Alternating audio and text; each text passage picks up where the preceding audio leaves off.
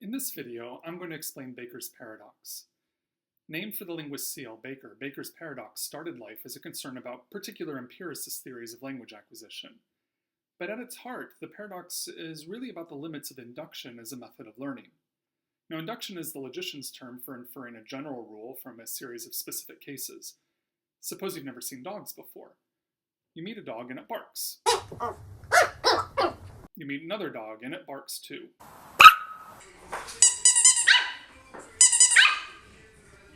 Now you meet a third dog and that one also barks. Eventually you'll infer the general rule that dogs bark. Or will you? You could come up with too broad of a hypothesis. You could conclude that all domestic animals bark. But this is where the scientific process comes into play, because that's a hypothesis you can test. You can go find another domestic animal, let's say a cat, see if it barks. When it doesn't, then you've falsified your hypothesis, and you can try another one. You repeat this process a number of times, and eventually you will narrow in on the right hypothesis, which was that dogs bark. Here's another example.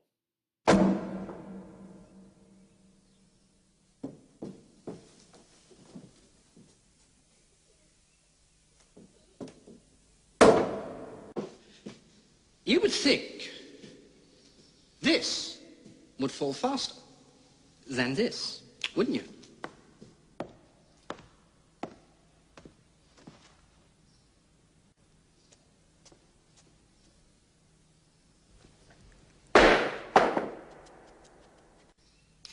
And you'd be absolutely right. So that's how induction and the scientific method are meant to work. The problem is that some theories are wrong, but impossible to falsify. Let's take a really simple example. There's some strange weather pattern that involves raining frogs. Now, here's a map of where the frog rains might happen. Let's say we have two hypotheses. One is that all frog storms will occur within region A. The other is that they will all occur within region B. As long as regions A and B are non-overlapping, it's pretty obvious that at most one of these hypotheses is going to be right. Any data consistent with one hypothesis will have to be inconsistent with the other. The problem arises when region A is completely inside region B. Now, any data consistent with hypothesis A is necessarily consistent with hypothesis B. No matter how many times we see it rain frogs entirely within the boundaries of region A, we'll never be able to rule out hypothesis B since we've never gotten any evidence against it. At least, we can't if we are using induction plus hypothesis testing. This gets more concerning the more you think about it, because for any theory A, it's trivial to come up with a theory B that is more complex and essentially unfalsifiable. So, for example, theory A is the theory of gravity. Theory B is also the theory of gravity, but with the addendum that at some point in the future, gravity might take a break for a few minutes.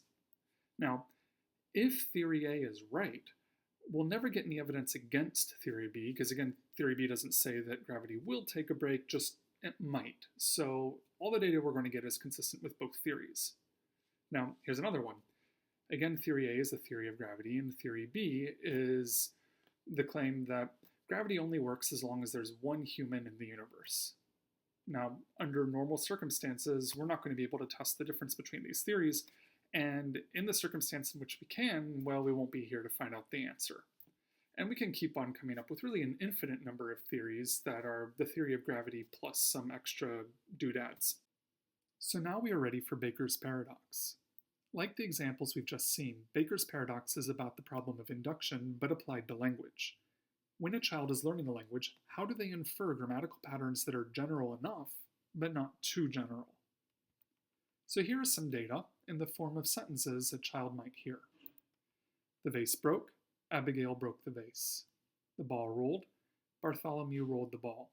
The dog walked, Candace walked the dog.